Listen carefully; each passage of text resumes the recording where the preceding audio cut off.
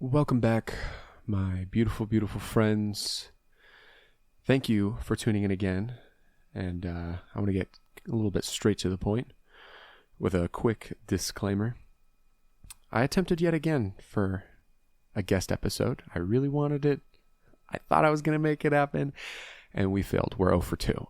First episode that I did with a guest was with my buddy Francisco. Audio went to shit because of static electricity, of all things. Now, this next one that I tried to record, it was with my buddy Dylan. Went very well. Thought it was awesome. And then the file got corrupted. And here we are. Solo dolo yet again until I can figure it out. But with that being said, today's episode is on money. Once I realized that I had to talk by myself again, I wanted to speak on something that I felt like I had a lot to talk about. And I have spent a good chunk of years of my adulthood really digging into finance and investing and economics and money in general. And so thankfully, I feel like I can somewhat speak on it and hopefully provide some value to any of you guys listening. And so today's episode, I start off with kind of getting into how I even found the interest in money and kind of the place I was in my life that caused me to have a little bit of a fire to start educating myself on this. And then I dive into kind of the three main pillars, which are my beliefs on what it takes to make more money, why some jobs pay more than others. Second part is about once you actually start making more money, the correct areas to put the money in and the correct priorities to have, because I think it's still very possible for people who make a lot of money to live paycheck to paycheck. And so try to outline how to not slip into that. And then thirdly is why you're even trying to make more money in the first place. I think if you're just chasing raises and promotions purely because you want your paycheck to go up, but you don't actually have a good grip on that underlying motivational factor, I think it's really important that you do so. And so that's kind of where we finalize the episode and wrap things up on. And with that being said, I do want to point out that this is the first episode I've ever recorded where it's no edits, it's no cuts, it's just all the way through. So I actually, when I hit record, I was not planning on it going this way, but for whatever reason today, I was blessed with an hour and 15 minutes of fluid thought. So at the beginning, my rambling may be a little slow, bear with me, but yeah, I'm kind of proud of myself. No edits this time. I didn't have to stare at notes. I didn't even take notes. I didn't have to stare into oblivion and try to loop what my last point was. I just kind of laid it all out. So let me know if this episode was any good for you guys and if that style works. I'd love some feedback on that, but that's enough of this intro. It's too long. With that being said, this is episode 3 on money. Thank you for listening to Unserious University. Here we go. All right, so today, bring it in. We'll be talking about money. Running solo dolo again. Wanted to center it around a topic I feel like I have something to say about. And I went from someone who was, I guess you could call it fairly uneducated on money. I learned a lot about money and finance and investing and all of that stuff on my first full-time job. I think I hit kind of like a panic mode when I worked my first couple months of a 40-hour work week and realized, holy shit, if I don't do anything, this will just be my life forever. I was, been in my current job for 3 years. Is that one for 2? So I was probably like 21 when I started my first full-time job, I'd say. Yeah. I was about 21, and I was working with people who were also, I don't know, double, some people even triple my age, and the difference in pay wasn't that stark. And that fact was terrifying. I was looking at people who were wrinkly and gray, and they were barely making money in the low 20s, high teens an hour. And it kind of shocked me. I always just kind of assumed that as you get older, you make more money. And so when I witnessed that, I was like, wow, it really is up to me. And also being told, my whole life that I shouldn't rely on Social Security to be there when I'm older, because in terms of trajectory, it doesn't seem like it's going to be around by the time I'm old, gray, and wrinkly. So I decided to put it upon myself to learn. Like every young male, at least, because I can speak from that experience, I wanted to be wealthy. Like, I didn't want just to be okay. Obviously, I wanted to be okay, but I wanted to be wealthy. I wanted to have just oodles and oodles of extra cash. I wanted to have the expensive house and the 7-8 figure bank account or net worth, and I wanted the flashy things and all that stuff. Every basic young male's pursuit of wealth, it's what mine looked like. And so I did what I knew best at the time, and I kind of just jumped to YouTube and started watching videos. And the first thing that I got presented that seemed so salivating was trading stocks. And I'll kind of get into the details of all of this stuff later as I hash out important context, but for now we're just doing a little storytelling. So I started trading stocks. I just watched people click buttons and change numbers on their screen and were somehow rich doing it, and I really wanted to get into that. So I downloaded Robinhood, as everyone does, and I started purchasing with whatever small amount of spare funds I had random companies that had big names that I knew, and then just kind of watched that line throughout my day secretly on my phone at my job in hopes that I somehow miraculously would know when to press buy and when to press sell, and I would buy something at $100 and sell it for $150. And if I could just do that every day, then I could quit my job eventually. That was just the aimless goal. And so, obviously, I'm here to tell you that didn't work. It didn't make me a millionaire. It has made a very small group of people millionaires, and those people, understandably so, then turn to the masses and say that anyone can do it. I think there's a difference between anyone can do it and anyone should do it. I don't think it's for everyone. I think it's for a very specific build mentally. You really have to love that shit and also feel like you have the spare time for it, because it is very time consuming.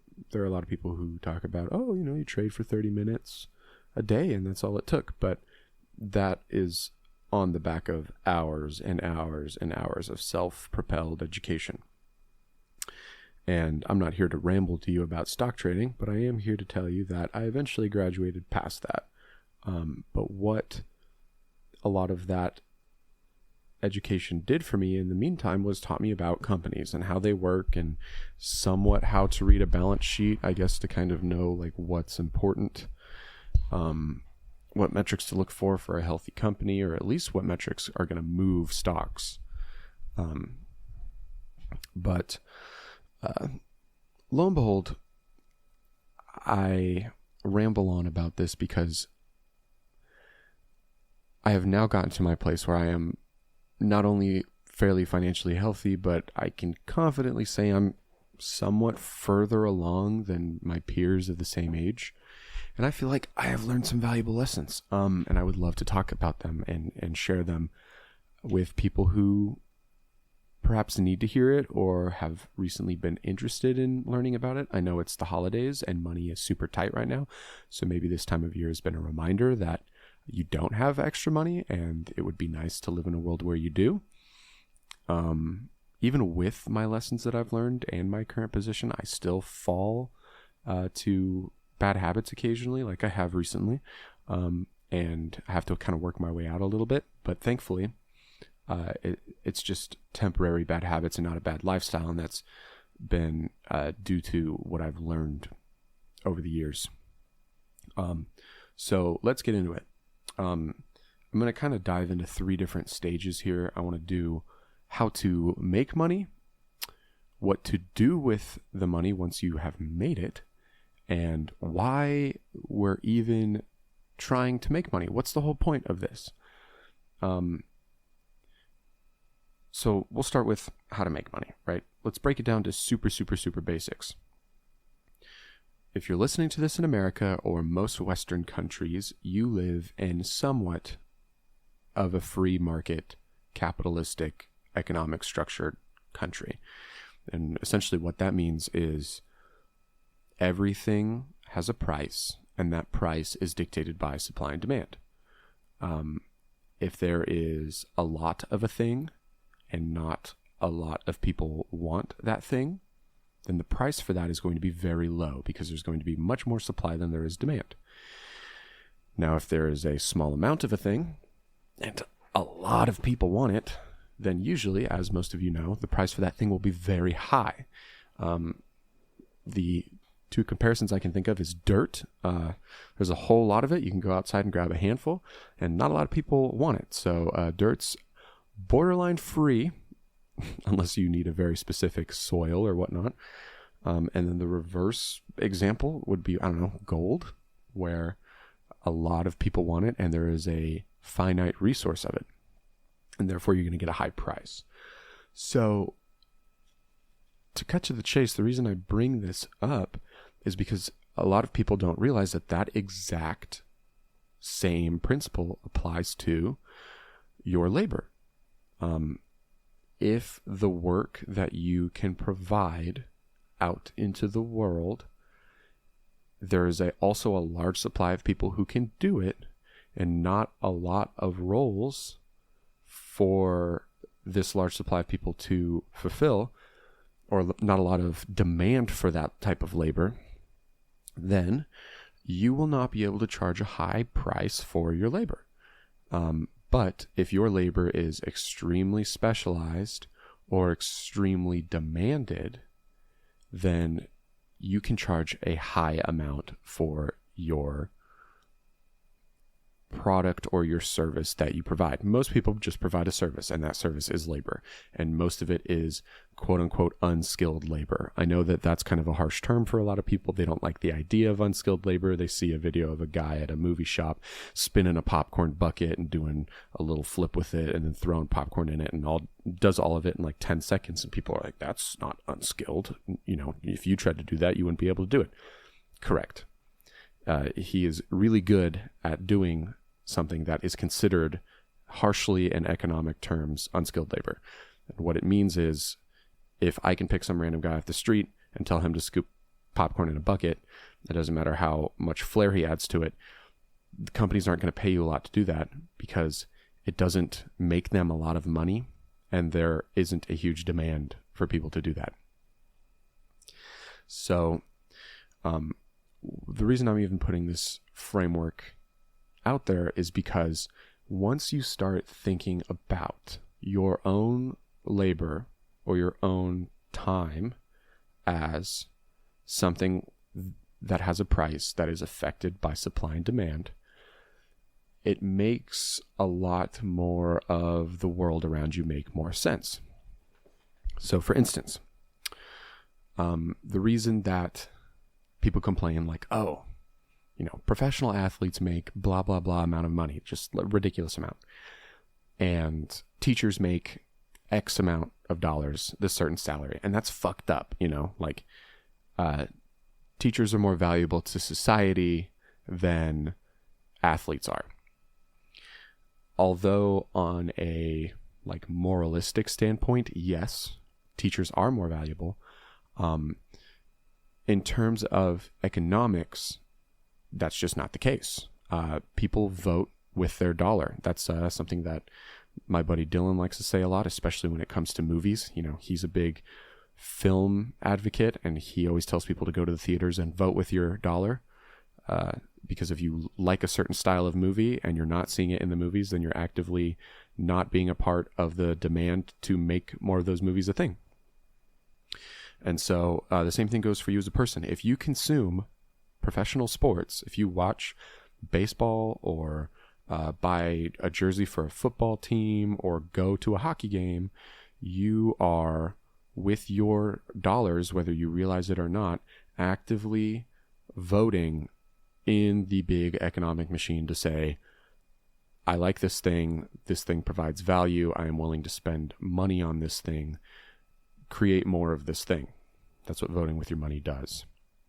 And so the reason that you get these athletes that get paid so much more money than a lot of more important quote unquote roles in society, like people who work as paramedics or firefighters or teachers, is because the amount of value economically that like Shohei Ohtani brings is he is providing entertainment for millions of people, whereas a teacher can only provide schooling for a certain finite amount of students in a class, or a paramedic can only provide support for a certain finite amount of people.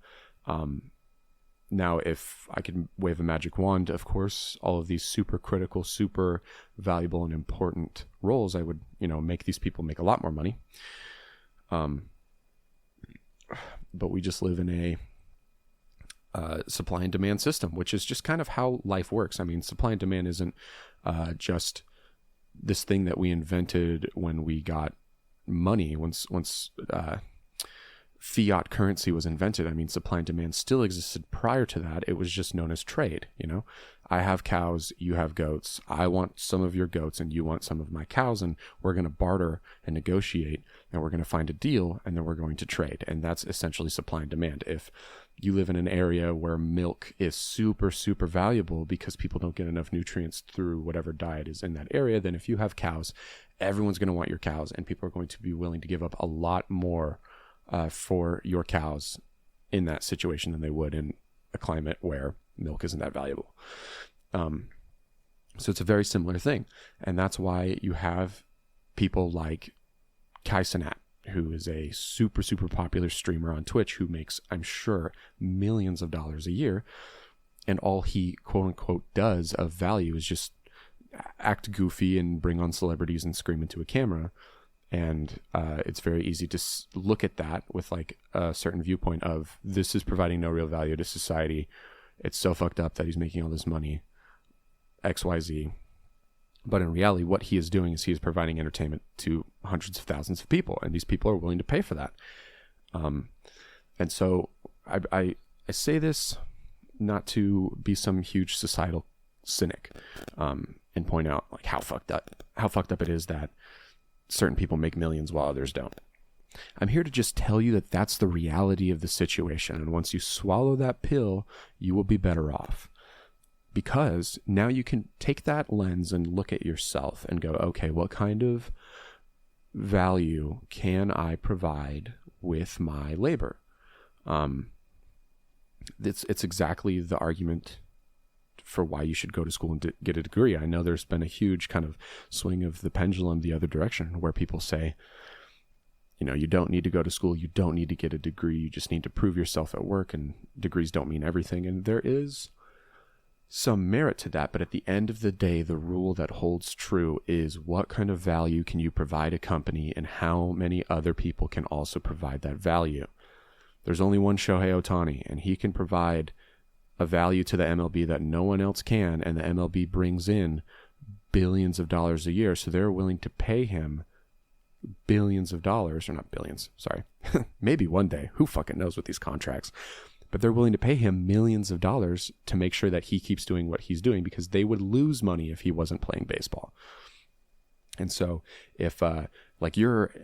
so you can't just be specialized, right? If you go to college, getting a degree is great, but you have to get a degree in a lucrative field, or at least a field that is going to be making a lot of money for then you to also get a lot of money.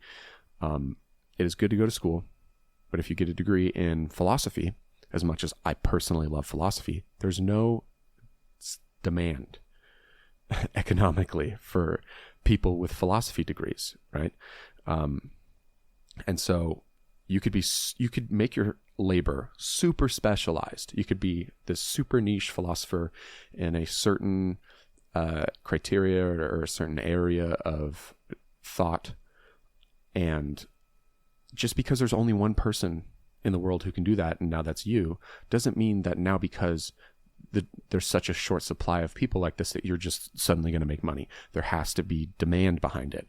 And so that's why you see for the longest time, people were just going to coding boot camps where they got the exact specialization for their skill set that they needed that was super, super valuable at the time. And then they could just go make $200,000 like 5 years later at one of the top tech companies in Silicon Valley, because that skill set was super in demand, because we've been in the amidst a 30-year-long cyber revolution, and not a lot of people can code. I'm a huge tech nerd.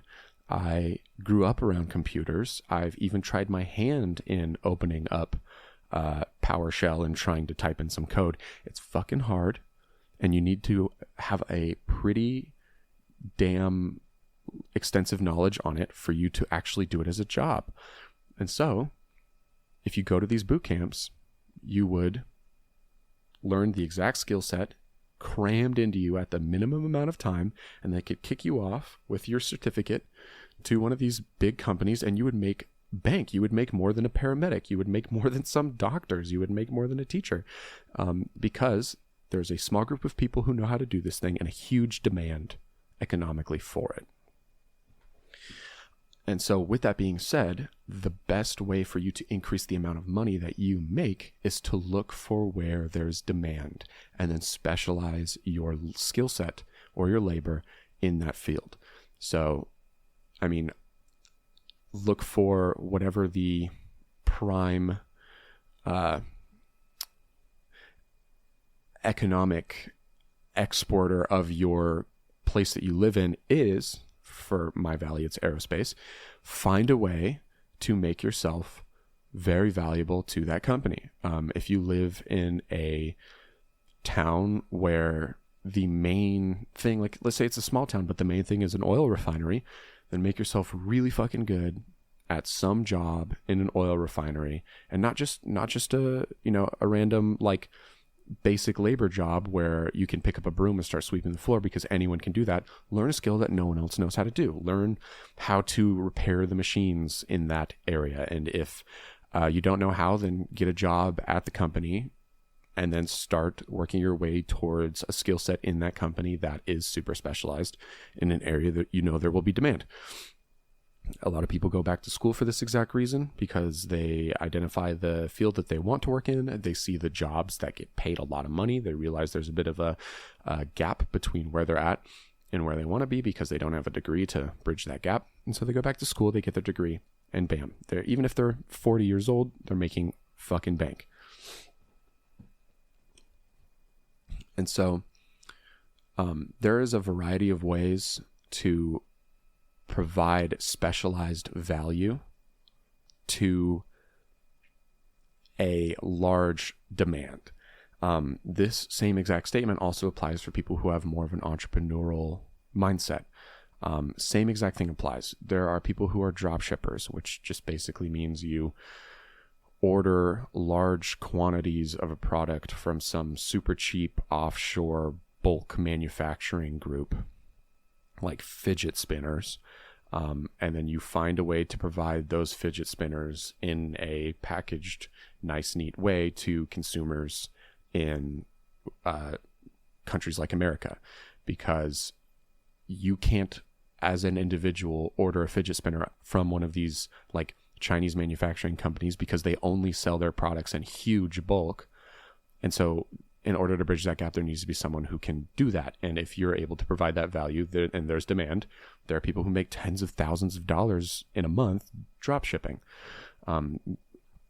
If you want to start up your own company, then you will be able to provide a product or a service to an area there's a demand. And you'll be able to make a lot of money as long as there's demand.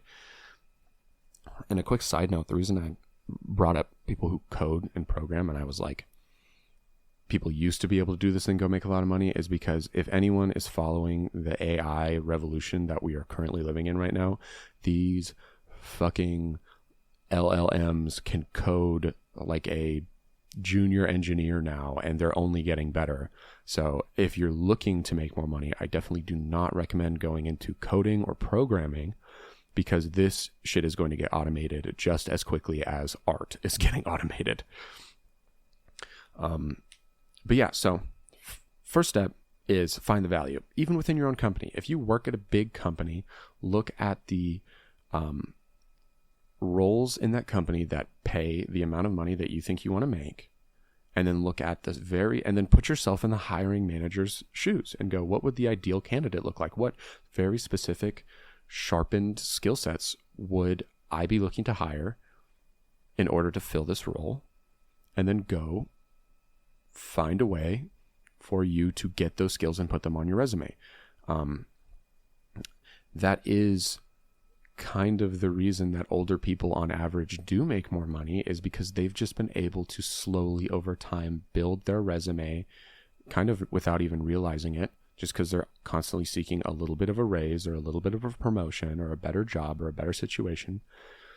And they're able to, over the course of 25 years of working full time, build a resume that's somewhat impressive, land a supervisor or managerial position, and then they can make that $70,000 to $100,000 a year that every 19-year-old drools over and wishes that they had. But a 19-year-old's resume is like, I helped grandma in the yard, and one time I used to help my uncle in a junkyard, and that's not a resume. And so you'll never get hired for those $75,000 jobs. And so on average, people who are older just have better experience and become a more valuable hiring prospect. But if you go into it with the mindset of you are specifically trying to speed track your way to a highly specified, valuable skill set in an area where there's demand, then you can fast track that. You can turn yourself from a zero to a hero in a matter of a few years, which sounds like a long time to some of you, but it isn't. It is not a long time in the grand scheme of things. And so with that, and I'm kind of just going off the cuff here. There probably are things I'm glazing over, but I know in future episodes, this will not be the last time I talk about money. And I know in future episodes, I will probably hash some of this stuff out a little more detailed, but I kind of want to do a little crash course today. It's been what's on my mind. And so this is what we're doing. Now, second stage. What you do with your money when you get it. This is, in my opinion, probably, God, all three stages are important, right? Making money, then utilizing the money, and then why you are even doing it in the first place. Perhaps why is the most important, but for the sake of hyperbole, this one to me is the most important stage, which is what you do with your money when you make it. I know people, I used to not believe. When I was a kid, you would hear those stories, right, of people who are like, yeah, there's people who make like $100,000, $200,000, and they're living paycheck to paycheck. I was a kid, a teenager, and I thought of the sheer amount of money that would be, right? I mean, $100,000 a year. That's $2,000 a week, roughly. That's so much fucking money. $200,000 a year, $4,000 a week. Where are you even finding the places to spend this? I don't believe it. Well, I have lived a decade since then and met a lot of people, and I have personally witnessed people who, whether through combined household income or a very impressive income of their own, make about $100,000 to $200,000 a year and live paycheck to paycheck. And so that's kind of the reason that I say what you do with your money in the first place is the most important thing, because you can make a lot of money and still not actually reap any of the real benefits from it. All you will do is continue to inflate your lifestyle and then go from a Honda to an Acura to a Mercedes. And then you'll go from a 2-bedroom to a 3-bedroom to a 4-bedroom and never actually feel like you're getting anywhere. You'll buy fancy toys like boats and RVs, or you'll spend them on incredible vacations on cruises or resorts. But at the end of the day, you will look at your bank account and it will kind of look the same that it has the last 5, 6, 7, 8 years. And that is entirely due to improper priorities and improper mindset. Something that kind of shifted for me was I stopped looking at what I could buy with a certain dollar amount, and I started looking at the entire purpose for money underneath it all, like what it could do for me. And ever since then, I kind of treat money that I accrue over time as like retirement reward points. You know how like you get your stars on the Starbucks app that you then can cash in for a certain drink, or even some like of the fancy like cups that they have. You got to treat your money the same way, where it's like, this is my retirement rewards points. And once I hit blank amount, I literally don't have to fucking work. And if I never hit that amount, I will always have to work. And there are certain people that love their job. And so there are a lot of people who will never stop working. And I think I'll be that kind of person. I don't think I'll have the same job my entire life. I think, God, I hope I don't have the same job my entire life. I will be bouncing around and I'll be doing different things, but I have luckily been able to experience what it's like to enjoy your job. And there is no real deep motivation to just like get the fuck out and like completely uproot your life. So that is a luxury, but no one actually wants to just work for someone their entire life. And so there kind of is an order of operations that you need to do in order to actually make progress on your retirement rewards program. And just rough off the top of my head, first is emergency fund, right? You have to save up, I don't know, throw it out there, $5,000 roughly, depending. Maybe if you have a family, like a little more than that, for the bare bones emergencies. Car breaks down, you absolutely need the car because you need to go to work. Someone gets hurt, you absolutely need to be able to pay for something right now. Emergency fund is vital. Next on the list of operations would be paying off debt, paying off high interest debt. A lot of people get specifically lured into the shininess of stock trading, the shininess of sports betting, the shininess of gambling of any form, where you see this idea that if you just make the perfect decisions like 10 times in a row, you'll just hit the jackpot. You'll have $500,000 in your bank tomorrow. And from there, you just party. You just do whatever you want. In reality, I think I can speak confidently enough on average, that won't happen to you. That will never happen to you. You can see the number in front of you of what you dream it will be. It will not happen. You absolutely have to play the long game. You have to get in the mindset where you stop chasing shiny, get-rich-quick schemes. You have to lock in, and you have to be able to, paycheck by paycheck, step by step, get yourself to that place. I know most Americans, at least, have an average net worth that is negative. Most people's value of all the assets that they own is negative. So if you right now don't have any debt, but you also don't have any money, like you're a baby, if you're born with no assets and no deficits, you officially have a higher net worth than most Americans because your net worth is zero. So if you want to actually get ahead and work towards a situation where you are actually financially free at whatever age that you're able to achieve it, get to zero. Look at the credit card debts. Look at the small debts that have like a 24% interest rate or something crazy like that, and pay it off. I know there's two schools of thought when it comes to paying off debts.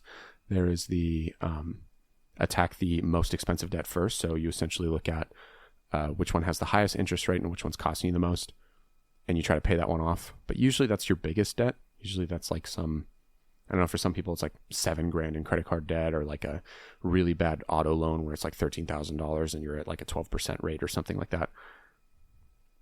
Those are not, so for some people that is good. If you technically, logically want to get there faster, that's the one you attack first. I can't do that.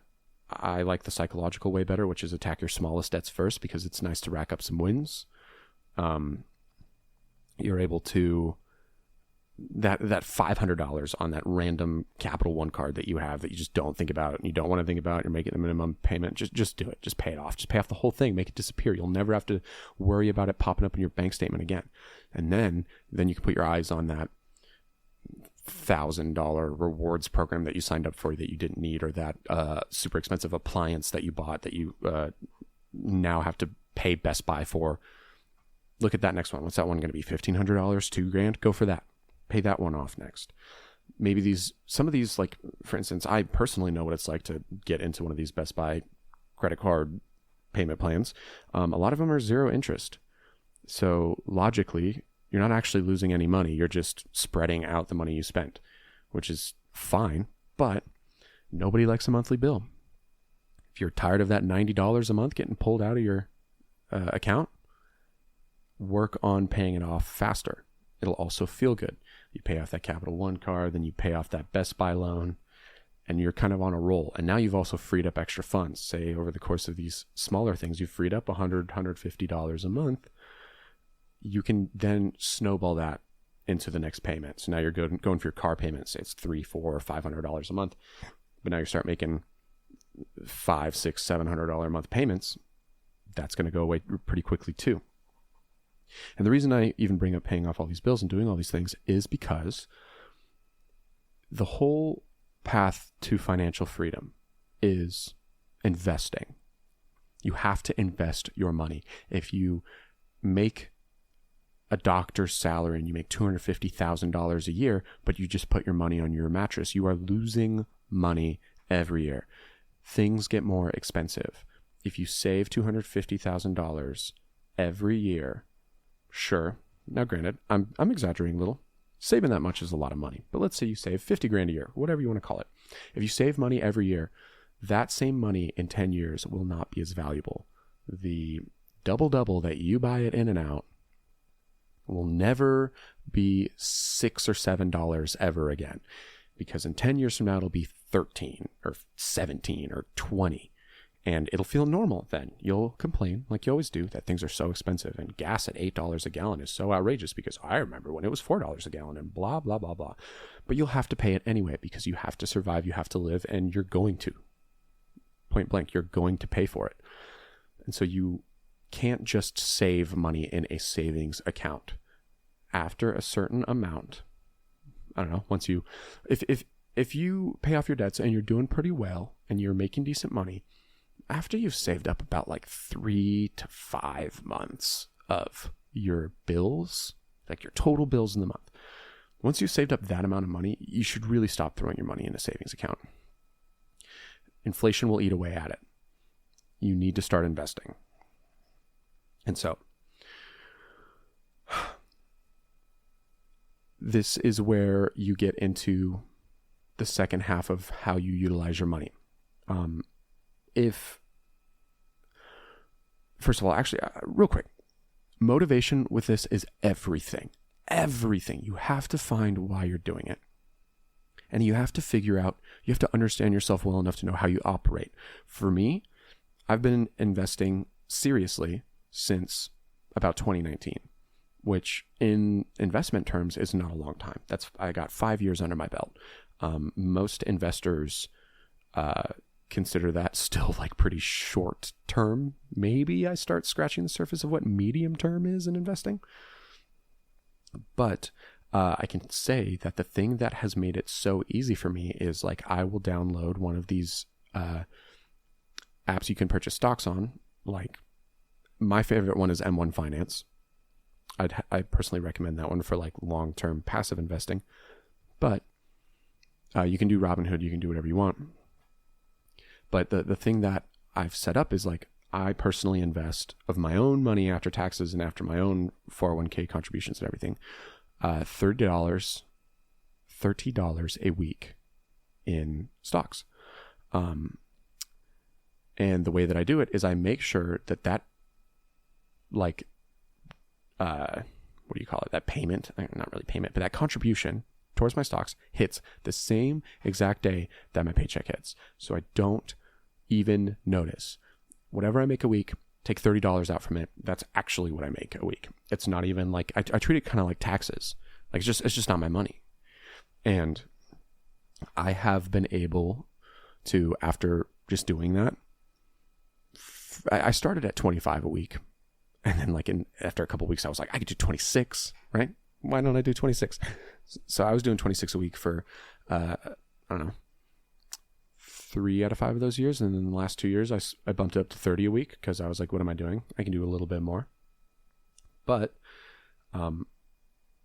with the occasional extra contribution, I've gotten myself to a pretty solid start. I know I can look at where I'm at and extrapolate over time, which we'll also talk about. And know that I will actually be able to retire, even if everything else that I've currently betting on fails. And so it's super easy for me to do this because I don't even think about it. I don't even see it as my own money. I don't let it hit my account and then go, this is my money. And then now I have to pry my greasy little fingers off of it. It just never hits my account because my paycheck and my contribution hit at the same time. And I know that a lot of people also are just not familiar with where to put this money when I say, oh, you have to invest, right? Most people are like, what the fuck do I invest in? And people just say stocks in general. So we're going to do a quick crash course. For people who know, congrats. I hope you're actually actively doing this. For people who don't, this is where I can give you my brief, simple breakdown. A stock is basically a part, like a little piece of ownership of a company. If you buy a stock in Apple, you own a little bit of Apple. And the idea is these companies, if you are picking the right ones, go up in value over time. And so the ownership that you have in this company will also go up at the same exact value as the whole company as it's going up. And so after you have figured out how to make more money because you have specialized your skill set in an area where there's demand, and then you strategically pay off your debts in a way where you can keep yourself motivated to do it, and you're in a place where you're like, finally, I have a little bit of an emergency fund. My net worth is basically zero. I'm actually making okay money. Where's this going? When people will look at individual stocks, right? Like Apple. They'll be like, oh, my buddy bought Apple back in the 90s and he's a millionaire now and blah, blah, blah, blah, blah. It is super, super, super hard to identify individual companies that are going to be the winners, that are going to be the ones that make you a millionaire after owning them for 10, 20, 30 years. It takes a lot of personal study. It's like hours and hours and hours of homework. The average person, A, doesn't want to do that, and B, doesn't have the time for that. And so every single investor suggests that you invest into a fund of stocks. If you invest into a fund of 100 different companies and one of them fails, you won't even notice because your portfolio would go down by 1%. And that's doable. That's fine. Because if the rest of them are winners, you won't even think about it. But if you try to predict the future, most of the time, if you're just going off of gut, you're going to be wrong. If you were in the 90s, betting on IBM was a surefire win. Betting on Radio Shack was a surefire win. Betting on Blockbuster was a surefire win. And that was because companies like Facebook and Netflix and name any, what replaced Radio Shack? Amazon. These companies didn't exist yet. And as soon as these companies figured out a smarter way to deliver the same value or better to a consumer, the other companies just plummeted because they couldn't adapt. And so the general recommendation is do not try to pick the companies that you buy stocks of. And also, in my opinion, if you're under the age of 50, don't buy bonds. The growth is so slow. There are savings accounts that grow faster based off of just savings interest that banks offer. They grow faster than some of these bonds do. So bonds are great for protecting large investments. They're not great for long-term, good growth. But you want your money spread out amongst a bunch of companies. The average billionaire investor will tell you that there is a list of 500 companies, and a lot of you already know where I'm going, that is put together by a group called Standard & Poor, or S&P for short. And S&P's top 500 companies are the gold benchmark for the stock market. Anyone and everyone in the stock market knows about this fund and tracks whether or not they are a good investor based off this fund. If you can pick companies individually and outperform the S&P 500's returns, then you are considered a phenomenal investor, because most people can't do it over the long run, over 20 years. But 20 years is what the timelines that we're talking about here, if we're looking at it at retirement, or if we're looking at financial security. So every single person is if you don't want to make stocks your life, if you don't want to make finance your life, just put your money in the S&P 500. If you want to find this specific stock, which is, you can buy shares of the S&P 500, but what you're really doing is you're buying one share that is just 500 pieces of different companies. And you don't need to worry about these companies going out of date, because the group Standard & Poor is consistently phasing in and out companies. So if you bought S&P 500 in the 90s, you were probably buying Radio Shack. But if you buy S&P 500 now, you're not. You're probably buying Tesla and Nvidia. And so everyone and their mother is just buy this fund. This is the one that you're pretty set off with.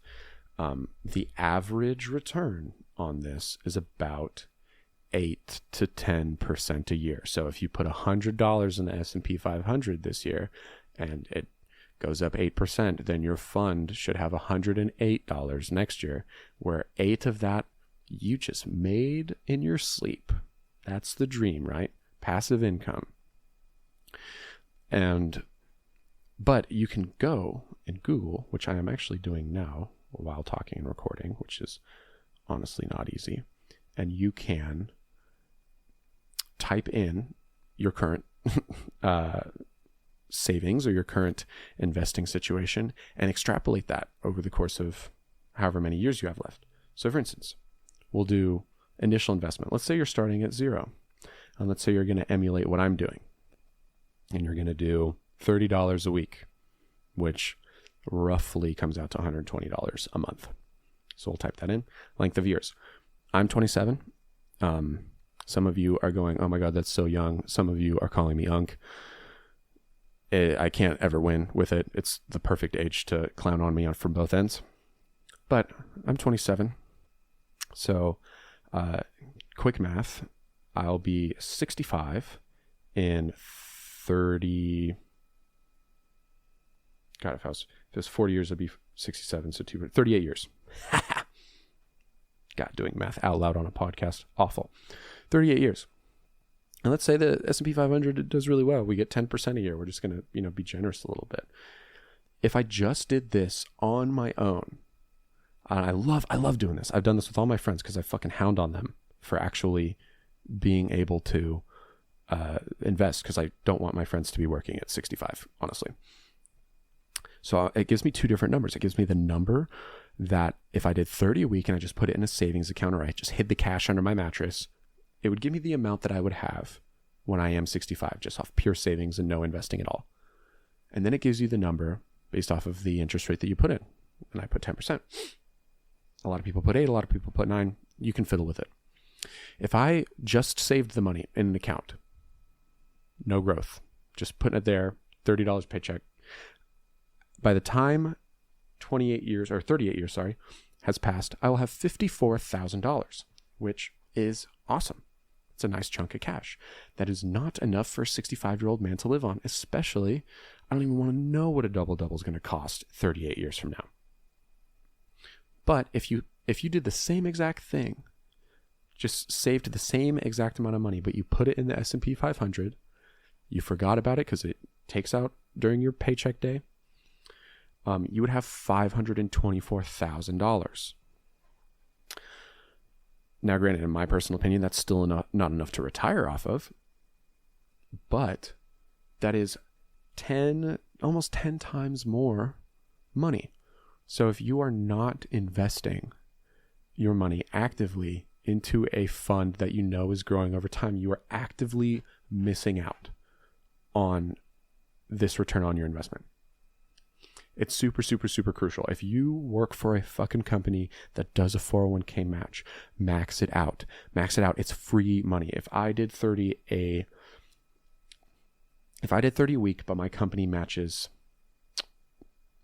I don't know, enough to make it 40 a week, right? That means that we can change that to 160 a month instead of 120. We calculate that same number again, and we get $700,000, give or take $1,000. So you have to think about it in a way where if you're not investing with your company matching, that's $200,000 out the door that you're not going to be able to cash in on later down the road. Also, I want to explain to people the difference between a 401k and a Roth. A lot of people have heard about a Roth IRA. A lot of people don't know what they are. Super, super crucial to know the difference, because when you cash out for retirement, this money will count as income. It is not income yet because you can't spend it. You will just watch the assets you own grow in value over time, but because it is not cash, the government cannot take any of your money. Thankfully, we live in a country that doesn't do that. And so you don't have to worry about your $50,000 you've invested over the course of 38 years becoming $700,000 and having to pay taxes on that $650,000 difference. But you will have to worry about it when you cash out. And so that's why you need to know the difference between a 401k and a Roth IRA. All right, keep following here. 401k is pre-tax money. You're able to take some of the money on your paycheck before the taxes even ever hit, and then throw that in there. It feels like a little bit of a cheat code, right? Like money that you weren't even really supposed to have, you're able to use for an investment in the future. But because it was pre-tax money, the taxes will always come. Remember, death and taxes, the two guarantees in life, so you can never evade them. You will get taxed on this money. If you're not getting taxed now, you'll get taxed later. So if you have $700,000 in a retirement account, when you're 65 and you're hitting cash out, do not expect to keep all $700,000. Expect to keep like $450,000 or $500,000. Maybe rules will be different then, but they're going to take a good chunk of it. And that's why a lot of people prefer Roth IRAs, because the Roth IRA, some guy named Roth, it's literally named after a dude. And by the way, IRA stands for Individual Retirement Account. But some guy named Roth was like, hey, government, what if I let you tax my money first and then invest it?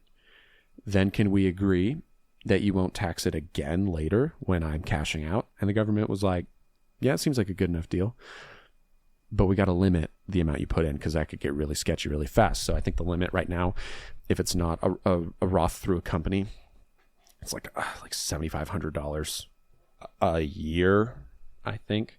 Don't quote me on it. You know what? Maybe I'll Google it. Roth IRA limit. 7,000 or 800 or 8,000. So it's $7,000 limit a year. And if you're 50 or older, they bump you up to $8,000 because they're so generous. Because the reason there's a limit in the first place is because this shit is crazy. So if you do the same exact thing, you start putting $30 a week of tax money into your Roth IRA that you won't cash out on until you're over 59 and a half, I think is the age that you're allowed to cash out.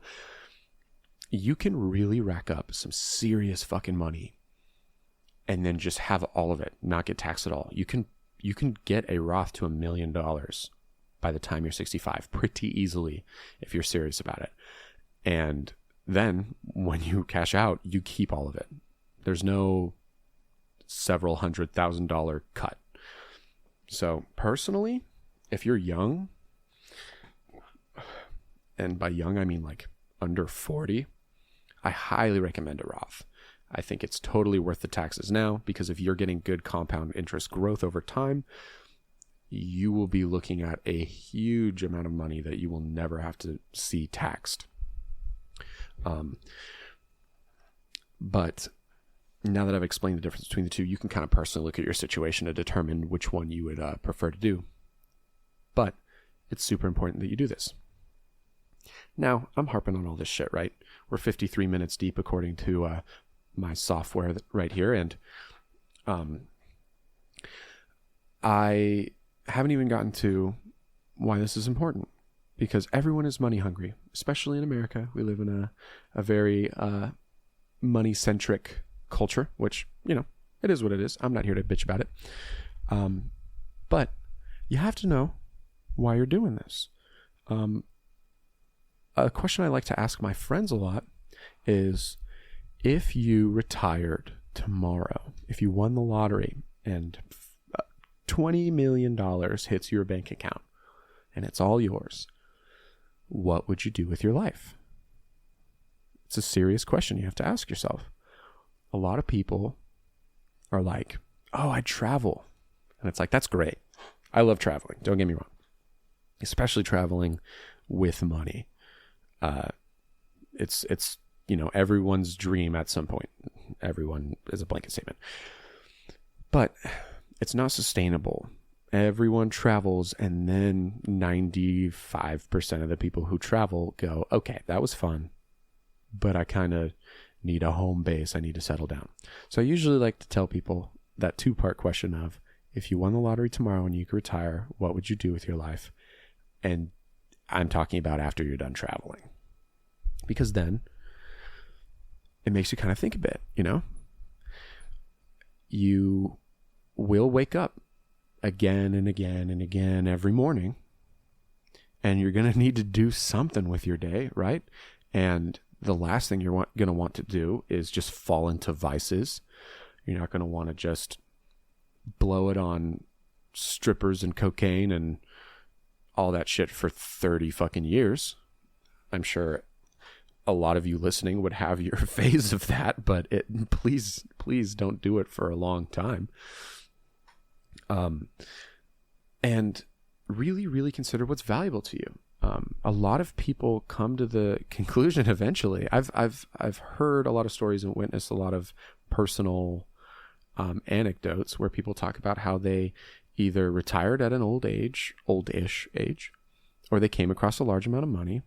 They lived this very luxurious retirement or travel phase, or did whatever the fuck they wanted, and then eventually they got bored and they went and got a job again, which is like the craziest thing to the rest of us who are still in the rat race, because we're like, why the fuck would you go back?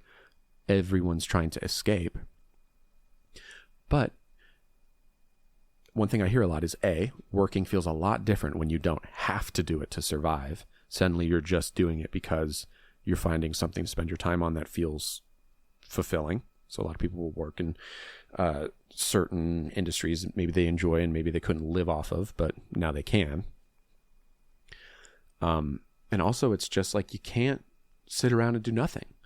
And so I really challenge everyone listening to consider the question: if you had $20 million tomorrow, you had the house you wanted, not a Uber mansion, but definitely not some suburban shit shack, and you had a nice, reliable car and all the time in the world, what would you do? Because a lot of people give me answers which are just the things that they do on the weekends anyway.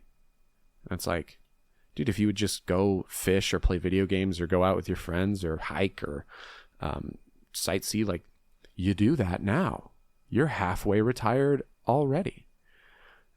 And so you really have to visualize what that life would look like with no requirement to work. And you have to really think about what the most fulfilling amount of your, like what the most fulfilling place to put your time would be. Would that be writing a book? A lot of people realize that, myself included, I mean, look at me, I'm doing a podcast, that they find a lot of fulfillment in creating something, particularly something bigger than themselves. And so if you can identify a project that if you could spend every waking moment doing, that very well might be a very good motivator. I can be completely transparent with you guys, and the fact that the entire reason I've even pursued a lot of the financial education that I've done myself and a lot of the investments that I've acquired over time is so that I can free myself up to do more of this podcast, to be able to invest more time in it. I realized, as much as I have only fucking solo episodes because I can't figure it out, I love having conversations with people.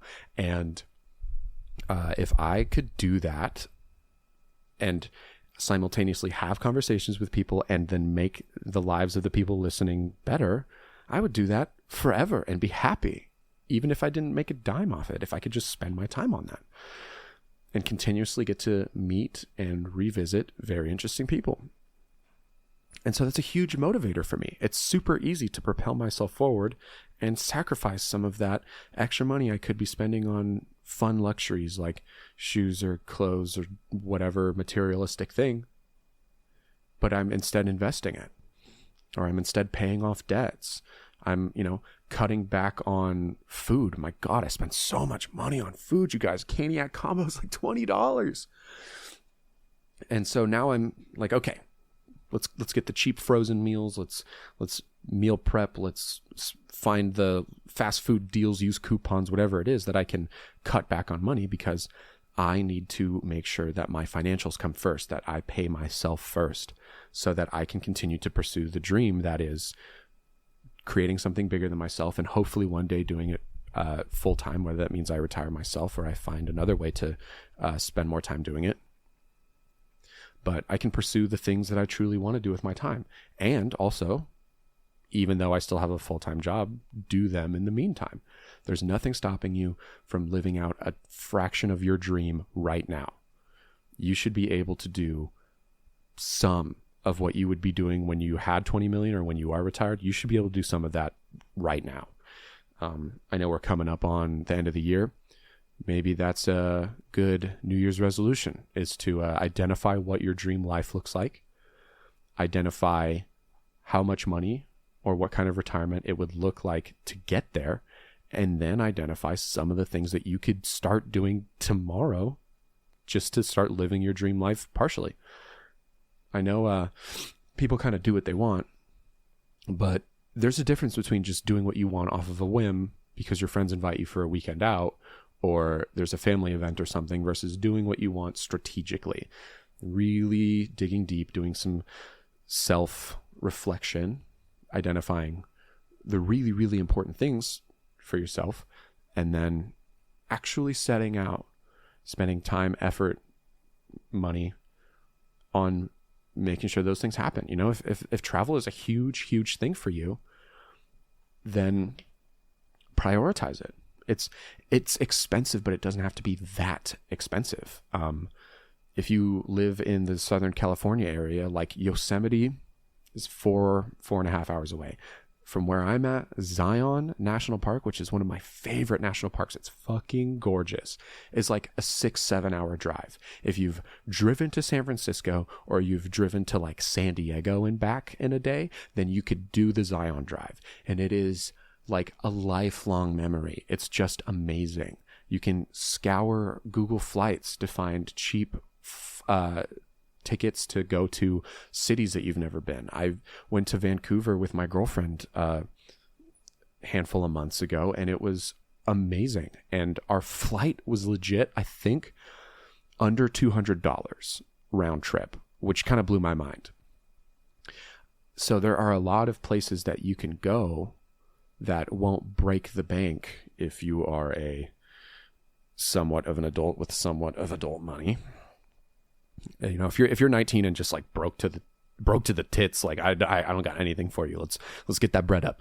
But if you're in your 20s or 30s, and even if you have a family, like, I'm not saying it's going to be easy, but it can be simple, especially if you're strategic and you plan it.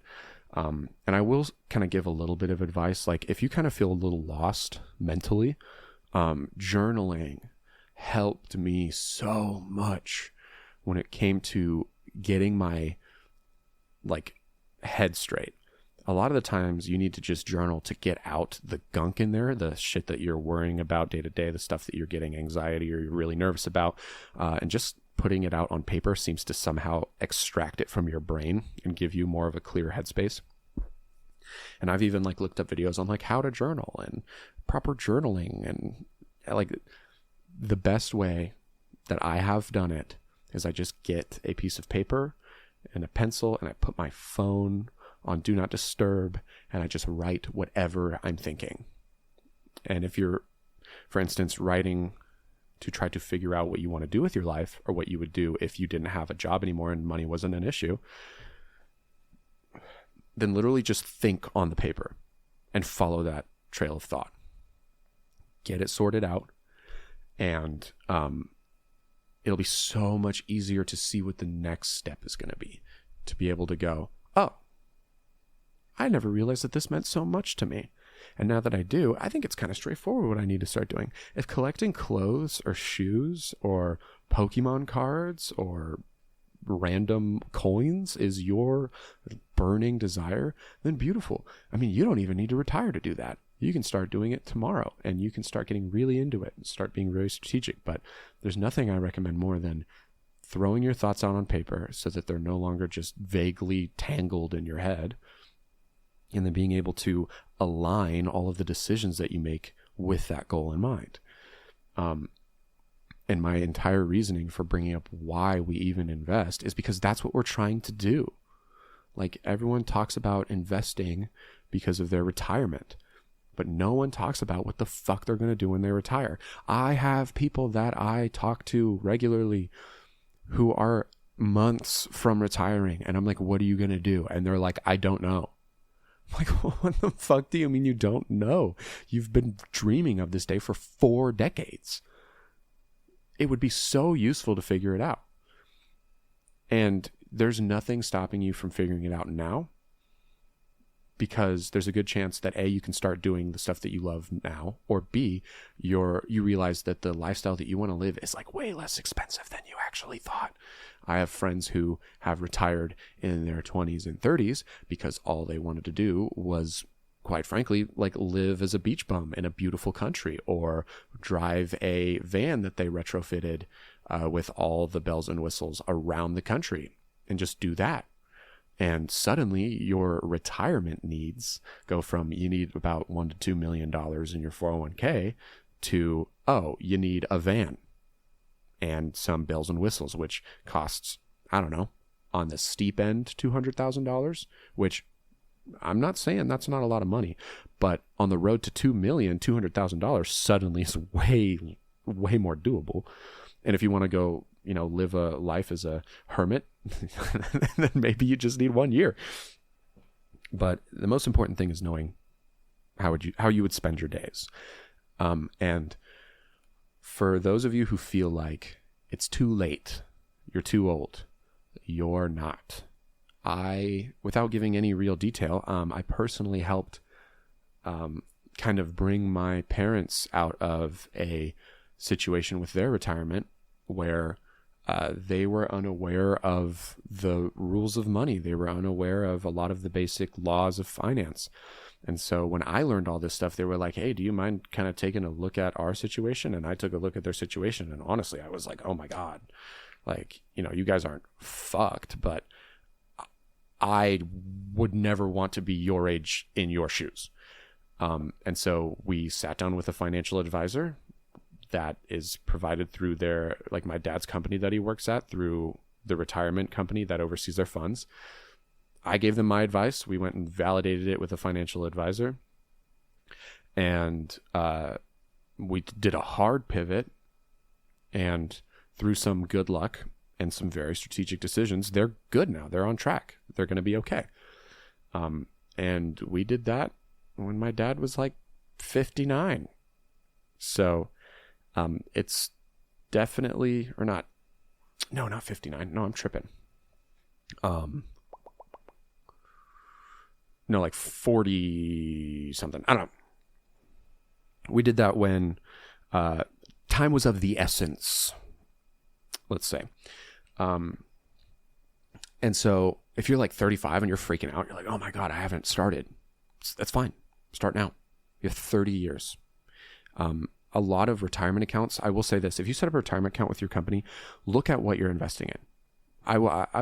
Even a prerequisite to all of this is educate yourself. Go on YouTube. There is, oh my God, the gold nuggets. You could watch one 20-minute video on YouTube and be like more educated on finance than 80% of the population. It is incredible. There's just pure gold on there. Stay away from the flashy people. Stay away from the gurus who swear they're going to get you rich overnight.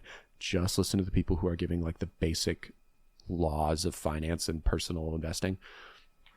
But educate yourself on finance and then look at what your company's funds are in. For instance, like the 401k that I'm investing in, it has like a fund called like retirement by the year 2062.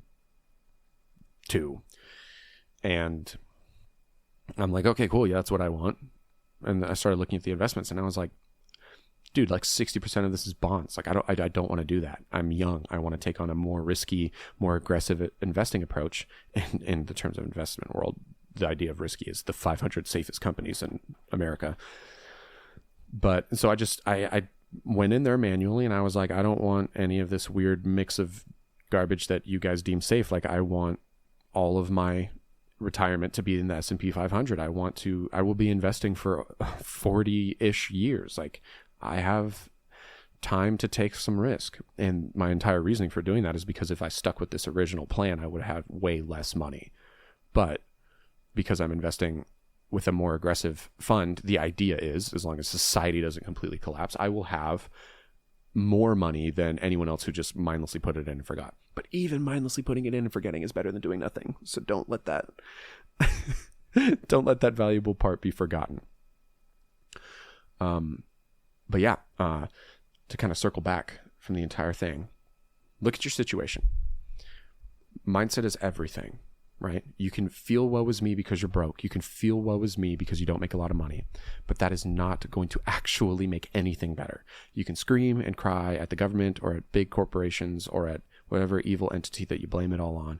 But at the end of the day, no one is coming to save you. You have to do it yourself. And so start switching your mindset. Go, what can I do? How can I make more money? Why do certain jobs pay more? Figure out the supply and demand relationship. Figure out what strengths you have. Figure out what areas that you enjoy work. Do you enjoy work with your hands? Do you enjoy work on computers? Do you enjoy working with people? All of that can be used through the lens of a skill set. If you like working with your hands, get into welding, get into plumbing, become an HVAC tech. Like these jobs will pay you way more than you just aimlessly going from friend recommendation to friend recommendation. learn those skill sets for your hands. If you enjoy computers, look at IT jobs, look at cybersecurity jobs, look at any job that you don't think ChatGPT will automate within the next 10 years. And then start specializing yourself in that way, one way or another. There are certs that you can get through Google that corporations recognize and will hire you with. There are entry-level jobs that you can get into where then you can move your way up. If you enjoy working with people, start looking at leadership programs. Start looking at like 6S or like 6 Sigma green belt certifications that you can get, where you'll then provide, you'll prove that you're more valuable to a company in the administration space or in a little bit of IE or ME space. If any of these things sound interesting or valuable, or perhaps you can even slightly see what kind of degree would be necessary to get into a field like that, then look at online schools, look at cheap, like completely online courses so you can balance it with your work life. But stop telling yourself that there's nothing you can do. Stop telling yourself that the reason you don't make more money is because your boss won't give you a raise. Give yourself the raise. Go to a different company.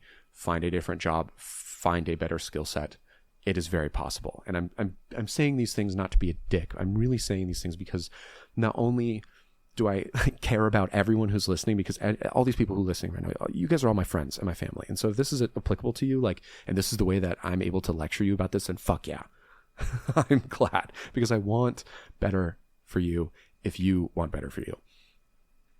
And once you change your mindset, once you identify ways that you can start making yourself a more valuable candidate for a job that pays well, that there's a lot of people who want that job too, and you're more valuable than them now, figure it out, start putting a plan together to make it happen.